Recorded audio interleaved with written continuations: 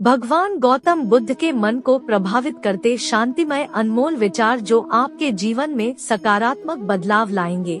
आइए जानते हैं। जो समय बीत गया उसके बारे में सोच सोच कर परेशान मत हो। जो आने वाला समय है उसके सपने देखने में जो आज का समय है यानी वर्तमान, उसे खराब मत करो। खुश रहने का यही तरीका है कि आप सिर्फ और सिर्फ वर्तमान समय पर ध्यान दें। इससे आपका भूतकाल भी सुधरेगा और भविष्य भी। महात्मा गौतम बुद्ध फूल की खुशबू भी वहीं तक फैलती है जहां तक हवा बहती है, लेकिन एक इंसान की नेकी और अच्छे कर्मों की महक सर्वत्र फैलती है। महात्मा गौतम बुद्ध अच्छे हो या बुरे कर्मा लौट कर आते हैं। आप जैसे कर्म करते हैं आपको भी वैसा ही फल मिलता है। इसलिए जब आप दूसरों के लिए दिया जलाते हैं तो यह आपके रास्ते को भी रोशन कर देता है। महात्मा गौतम बुद्ध सर्वप्रथम आपका स्वास्थ्य है जो आपके लिए सबसे बड़ा उपहार है। इसी प्रकार संतोषी व्यक्ति सबसे बड़ा धनी है और इंसान का सबसे बड़ा संबंधी उसकी वफादारी है। महात्मा गौतम बुद्ध लक्ष्य प्राप्ति के मार्ग पर चलते हुए कोई दो गलतियां ही कर सकता है।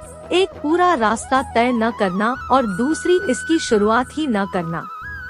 महात्मा गौतम बुद्ध जब तुम निराश होते हो तो कोई जब तुम्हारे कंधे पर हाथ रखता है तो तुम्हारा हौसला बढ़ जाता है, तुम्हें हिम्मत मिल जाती है। पर जब कोई तुम्हारे कंधे पर हाथ रखने वाला नहीं होता तब तुम अपनी शक्ति खुद बन जाते हो और वही शक्ति ईश्वर है। महात्मा गौतम बुद्ध, उनके उपदेश, संदेश और विचार मनुष्यों को नैतिक मूल्यों और संतोष पर आधारित जीवन जीने की दिशा में प्रयास करने के लिए प्रेरित करता है। भगवान बुद्ध ने पूरी दुनिया को करुणा और सहिष्णुता के मार्ग के लिए प्रेरित किया। वैशाख बुद्ध पूर्णिमा को गौतम बुद्ध के जन्म, बुद्धत्व की प्राप्ति और महापरिनिर्वाण दिवस के रूप में मनाया जाता है। किसी विवाद में हम जैसे ही क्रोधित होते हैं हम सच का मार्ग छोड़ देते हैं और अपने लिए प्रयास करने लगते हैं।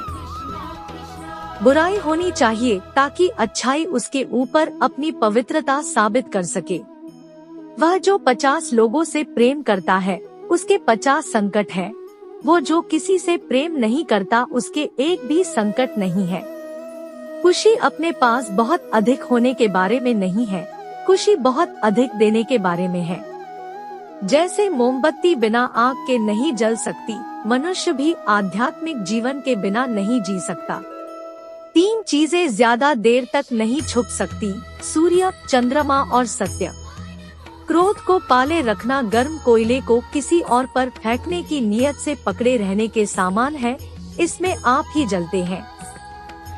जीवन में किसी उद्देश्य या लक्ष्य तक पहुंचने से ज्यादा महत्वपूर्ण उस यात्रा को अच्छे से संपन्न करना होता है। बुराई से बुराई कभी खत्म नहीं होती, घृणा को तो केवल प्रेम द्वारा ही समाप्त किया जा सकता है। यह एक अटूट सत्य है।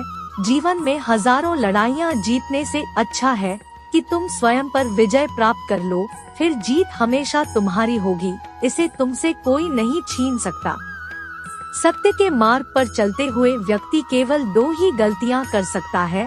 पहली, या तो पूरा रास्ता न तय करना, दूसरी या फिर शुरुआत ही न करना। भविष्य के सपनों में मत खो और भूतकाल में मत उलझो, सिर्फ वर्तमान पर ध्यान दो। जीवन में आप चाहें जितनी अच्छी किताबें पढ़ लो, कितने भी अच्छे शब्द सुनो, लेकिन जब तक आप उनको अपने जीवन में नहीं अपनाते तब तक उसका कोई फायदा नहीं होगा। जीवन में हजारों लड़ाइयाँ जीतने से बेहतर स्वयं पर विजय प्राप्त करना है।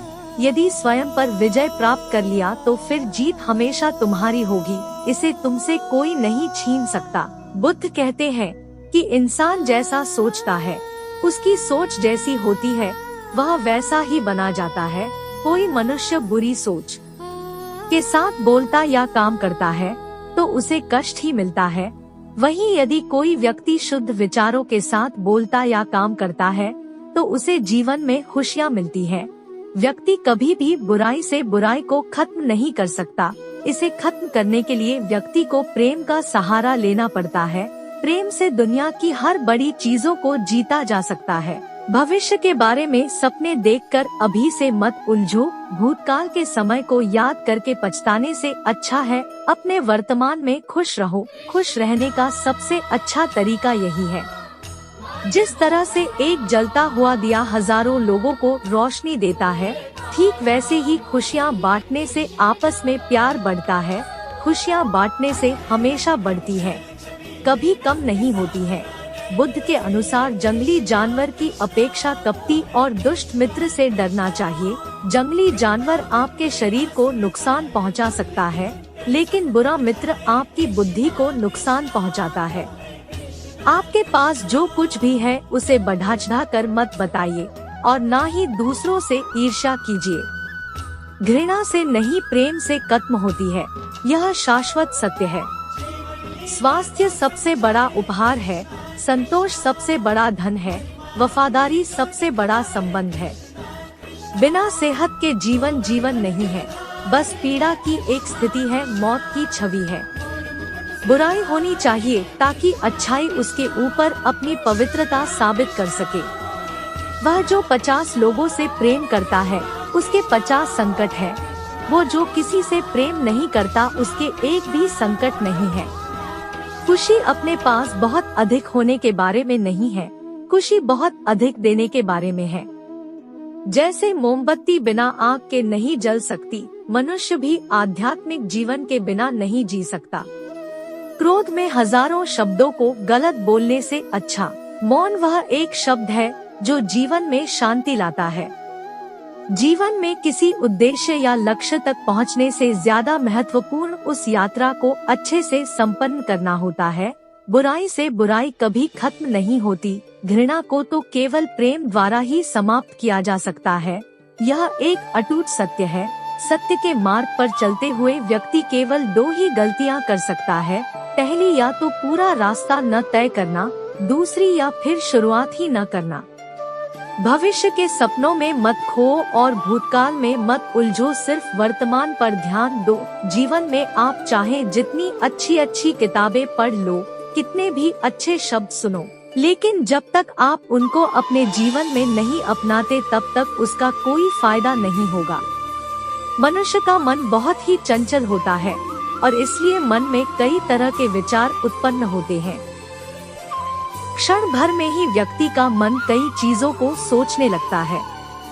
इसलिए तो कहा जाता है कि मन को काबू करना आसान नहीं, लेकिन गौतम बुद्ध मन को नियंत्रित करने के आयामों के बारे में भी बता चुके हैं।